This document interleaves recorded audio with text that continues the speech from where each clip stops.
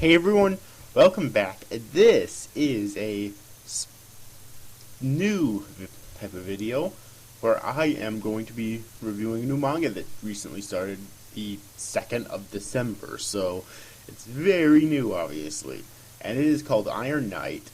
I'm sure it's available lots of places, but I'm reading it on Manga here. And yeah, it looks like it's going to be pretty good. Gonna hold on a sec, check. Okay, yeah, it's by Yagi Tomohiro. The author and the artist is also Yagi Tomohiro. I'm not sure where it's going to, though. I wouldn't imagine. It seems like from the photo here, on Manga here, it seems like it might be like a pretty cool shonen series, but I mean, I couldn't imagine it being through the Shonen Jump because the chapters are so goddamn long. Like this chapter 0 here, which is, it's actually called chapter 0. I don't know why, but it is. It's 48 pages. Chapter 1, which is already out, is 50 some pages. So yeah. But anyways, let's get started. Alright, so this is my review of Chapter 0 entitled One Shot. So this this chapter basically starts out introducing our main character, which I don't believe he's actually been given a name yet. But he's just a little kid who ended up getting the shit kicked out of him by bullies, although considering they're nowhere in sight, I can assume that he kicked the shit out of them as well. Because they were picking on this little girl, and her friend ended up stepping in, but then they both needed help, so he stepped in as well. Alright, and so this police officer is treating his wounds and whatnot, although he makes the humorous comment that he's made of iron because of how badly he got beat up, and he still wasn't as wounded as he probably should have been, you know? And they all get a laugh out of that. Alright, and then there's, on the next page, there's some comedy with the girl hugging him and calling him an idiot for saving her and putting himself in harm's way, and then the cop makes a joke about them being boyfriend and girlfriend and whatnot, and yeah, pretty much it's just basic shonen humor, but so far it's pretty enjoyable. And also we don't know if, I mean, at this point, this scene where she's worried about him could mean that they actually do know each other. We didn't actually get that indication before, but they might actually know each other. We don't really know yet, though. So right after that, we have a brief time skip in which we see our main character, who now we know his name. His name is Ushizume Tepe, and he's hanging out with these other bullies. All right, and they're beating up some kids and whatnot. I guess who are picking on people smaller than them. I don't know. It's not really it's not really specified all that well. All right. And then once they're all done, a girl by the name of Himegami Tsubasa steps in and scolds Ushizume for fighting again, and as well as scolds the other bullies because she says that they were going to be expelled if they fight ever again. All right. Now, so far in this chapter, it's unknown who this girl is. Since they have different last names, it's unlikely that she's Tepe's sister, but you know. So.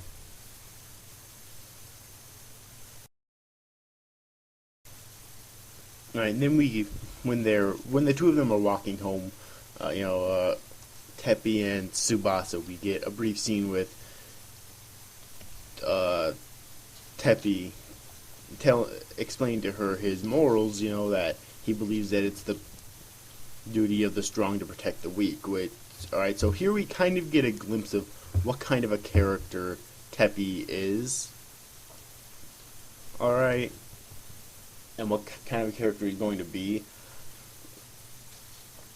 I really hope we don't have another Ichigo Kurosaki on our hands, though, where he has this belief but no goals to speak of and no character development. So let's hope that we don't have another character like that, main character like that on our hands here. But then we cut to a scene with the authorities trying to subdue this man who apparently they claim has the Goblin Virus, which was mentioned before. The thugs that beat up, or that were picking on that one girl at the beginning of the chapter, the cop that was treating Tepe's wounds said that the thugs probably had the Goblin Virus. And now apparently this guy too, and we still don't know what the Goblin Virus is, but I'm guessing it's probably going to be the central, or one of the central focuses of this manga, at least for a while. Alright, and then, Tepe just grabs that chick's hand that's walking with him and runs away with her, saying that he will protect her and whatnot.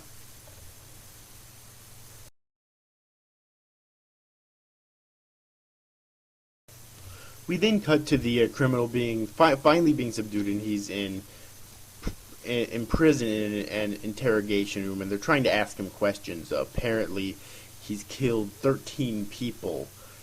Alright, so he's going to be hanged no matter what, which is weird. Like, what time period is this in? Because it looked before like it's in modern day Japan, but like, hanging, really? That's a I didn't think they still hang people in most of the world, especially or including Japan, but apparently I was wrong, or maybe I don't know, maybe there's something in the story here though that will explain it. But right now I don't know. I think hanging's a bit superficial for the times, but anyways, though, apparently he this criminal keeps spouting shit about the world coming to an end and that he's a messenger of God.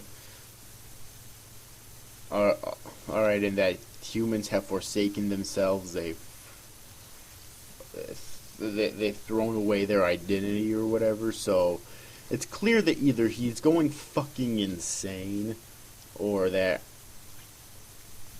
he's being possessed or something, which I'm kind of going for the latter, because in a manga like this, why would you have a character who's spouting nonsense like that? It would kind of take away from the story, I would think. So I'm going to go for the latter, that he's being controlled by something, possibly the Goblin Virus. Who knows? Maybe it's demons for all I know. Okay, but I'm guessing that he's probably being controlled by something or someone. All right. We then have a really weird scene of this character that looks like a demon talking about pets. I didn't understand it at all.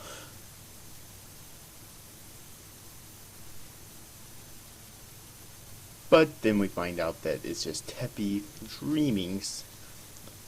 Alright, and apparently he was sleeping in class, and when he wakes up, of course, the teacher's pissed. Everyone's laughing at him. Alright, and he sees these demon horns on his head. Or rather, this girl in his class notices them. And he's trying his damnedest to take them off, but he can't. This is where the manga starts to get really weird. Alright, then after that, the teacher's called to the hallway to respond to something urgent by another teacher. And the students are left in the classroom all alone, basically.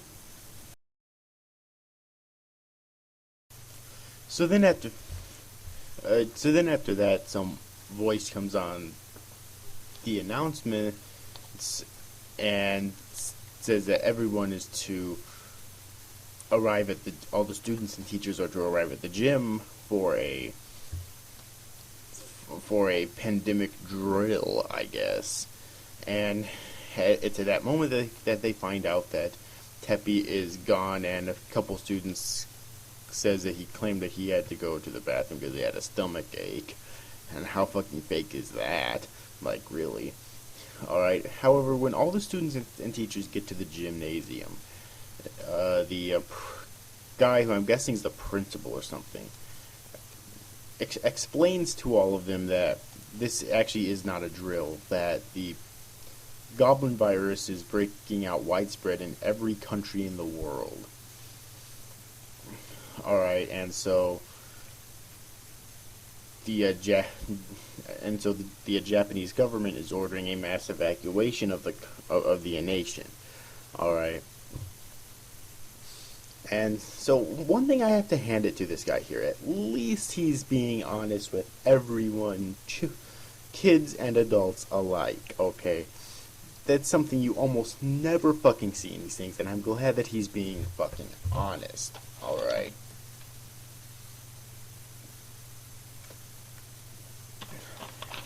So, yeah, that's definitely a plus.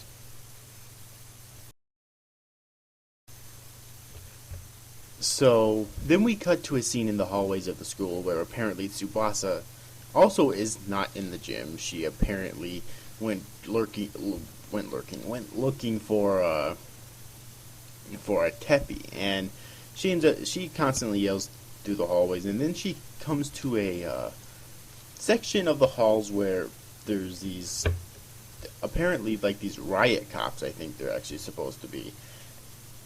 I'm pretty sure anyways, if I'm not mistaken. And she hides behind a wall so that they don't see her, and they're firing at what she thinks is a citizen, but is an infected. Is someone who managed to get into the school who happens to be infected with the Goblin Virus. And right now we get to see the effects of the Goblin Virus in their full. Alright. Or at least somewhat. Like, there might be more effects, but the Goblin Virus literally turns people into goblins. It's actually quite interesting. Like, they get horns, their faces like change, like their forms changes so much, you know, and they apparently go fucking crazy too. Alright. So those are the effects that we know so far of the Goblin Virus, and as soon as I saw those horns, I instantly thought of Tepe, and I was right to. Alright, because Tsubasa manages to slip past them, and then she finds Tepe beginning to transform. So those horns were because he was infected with the Goblin Virus somehow. Well, first off, how was he infected? Was he infected at the beginning of the chapter when he was protecting that girl? Or what? And also, those horns, like, if they grew on his head when he was sleeping in class, wouldn't anyone have noticed them fucking growing? Like, really? No one fucking noticed that? Alright? And the riot cops still can't see either of them, so Tsubasa takes Tepe's hand and starts running with him in an attempt to help him escape. Because I don't know what she really planned on doing, though, because apparently there's no cure so far, so it's like, you know, what the hell does she plan on doing with him? That's a really good question, you know. So then we see exactly where Tsubasa is running to with Tepe. Apparently they're going to an old school building to hide there because no one ever goes there anymore. And it seems to work for the time being, although you would think that, like, they're in the middle of a fucking crisis here. You would think that they would leave no stone unturned. I don't care if there's a section of the city that no one has been to for 100 goddamn years. If you're in the middle of a fucking crisis, you go there immediately. Oh my god. So yeah, it's kind of dumb that they they're not getting found out there. All right, like really, like if I was on this job, there would be no place that would be fucking safe. Uh, or rather, that they would be able to fucking hide. All right, just saying. So yeah, so then they start talking there, and it all ends up leading up to a Tsubasa hugging Teppy and thanking him for being himself, and that the Goblin Virus might be able to change his body but not his heart and whatnot. And then Teppy laments again that he wants to protect her and everyone else. Alright, and so the two of them decide to stay the night there together and whatnot. And once again, this is really funny but really dumb at the same time, because the riot cops are not leaving no stone unturned, and it's kind of dumb, really, when you think about it. Oh my god.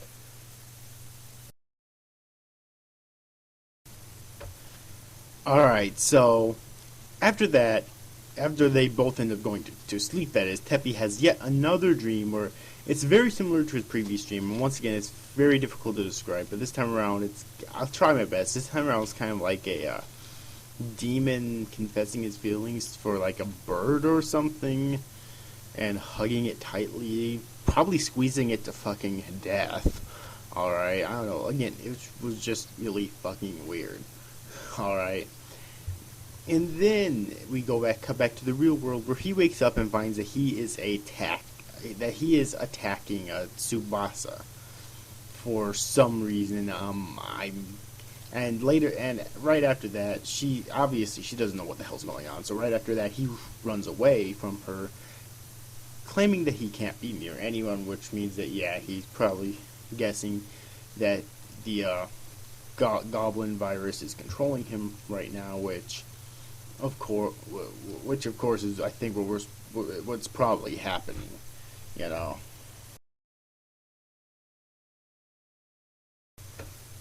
We then cut to Tsubasa being held in a hospital. Alright, and she's there with apparently, like, I guess her parents, or she's being held in some sort of a bed. Right, it's not a hospital, because I remember them saying that all the hospitals have been destroyed. So she's being held in a bed, and I guess her parents and her grandfather is there. And her grandfather tells her a story about how he heard once from his grandfather, or from his great grandfather, that all demons used to be humans who transformed and then lost their hearts. They forgot that they were once humans, and even how to speak, and basically just became wild monsters. However, one demon who rose to stand up against them, who had the body and I'm guessing powers as well of a demon, but the mind and heart of a human. Alright, and he stood up against them. And then so it's actually pretty interesting, the backstory of the demons in this series. It's unique, actually. And then Tsubasa asks him if it's possible to change humans who's transformed into demons back into humans, and he unfortunately says that the bodies of humans that have transformed into demons can never change back. Alright. And at this point, I think it's pretty much confirmed that the Goblin Virus is probably some sort of a virus to change people into humans, or change humans into demons, but it's still kind of unknown exactly where it came from, although, obviously I wouldn't expect that to be revealed in the first chapter, or rather chapter 0, whatever. So, yeah, but however, he does say that humans who transform into demons are capable of maintaining their mind and heart, which is kind of obvious from if his story is to be believed, because there was that one demon that rose up against all the other demons, who, as I just said, had the body and probably powers as well of a demon, but had the mind and heart of a human. Alright, we then cut back to the school, and the students are wondering why they're hearing so many gunshots, and then there is a break into the school. I believe it's supposed to be Tepe's Tepe that's breaking in his demon form. Alright, and causing lots of chaos and mass hysteria. And then in that one panel, one of his claws ends up piercing through Tsubasa. Alright, and then she falls on the ground bleeding out, and she looks like she's about to die. Yeah. Alright.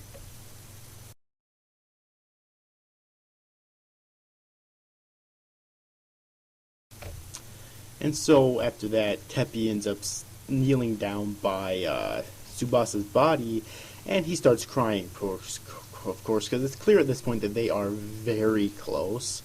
Alright, and then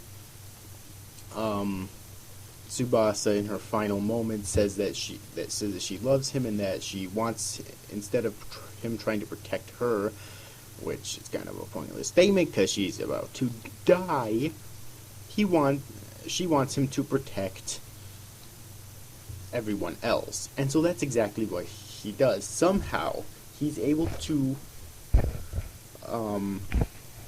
somehow he's able to control this demon form of his, and he starts taking out all the other demons who also broke into the school.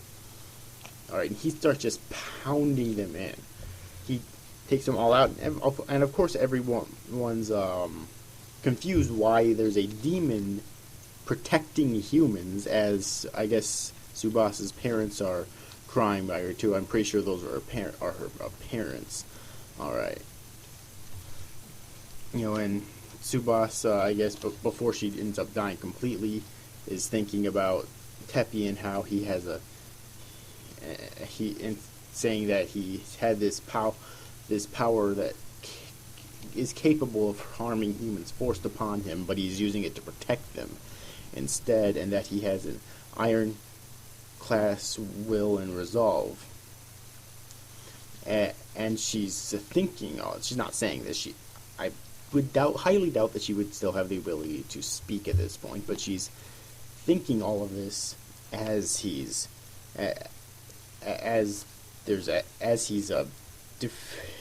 kicking the asses of all of the demons here. Then I guess from what I'm led to believe, we're getting like a brief time skip where the narrator basically says that the entire city is falling into madness and chaos because of these demons and whatnot.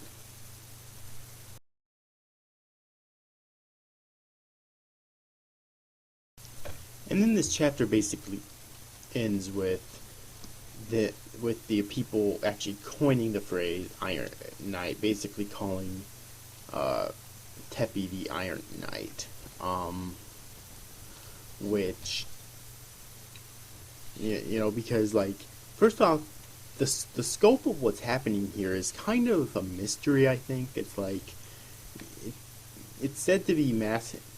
I think it's supposed to be that the world is breaking out in madness because of the demons, but it's kind of I don't know how to explain it. We're kind of confined, at least in this chapter we were, to just this school, pretty much, it would seem, and at the very end of this chapter, I guess probably Japan in general. But I really hope that in the future of this manga they actually expand the story to the entire world. I think that would actually be great, Yeah, but they end up calling him the Iron Knight, and it's unknown if the majority of humans respect him or fear him at this point. I'm sure that we'll find out in the next chapter, and that pretty much sums up what happened in this chapter. So let's get down to reviewing it. First off, we need to talk about the artwork first, since this is technically the first chapter. Even though it's called Chapter 0, this is technically the first chapter of the manga. We need to talk about the artwork. I thought that it was very well drawn. And I love the character designs for the demons, especially Tepe's demon form. Alright, I thought that they looked really cool and unique. Okay, so yeah, there's that.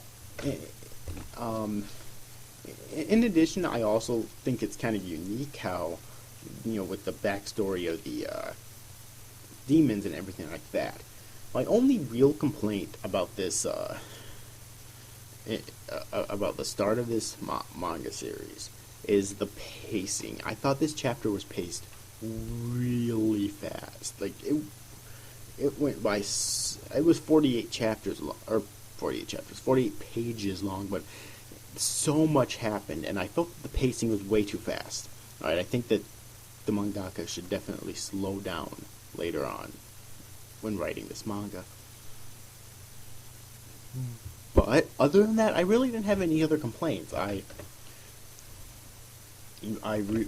really enjoyed it. I just hope that Tepe becomes, like I said before in this review, doesn't end up becoming another Ichigo Kurosaki where he has moral, or feels he has a duty to protect people, but he doesn't really have a goal, and he doesn't really have character development. I really hope that he does get character development and whatnot, and ultimately I'm really interested in finding out the origin of the Goblin Virus. And I really hope that's covered later on as well. That's pretty much all I have for this review. I hope you enjoyed it. See you after, guys. Thanks for watching. Bye-bye.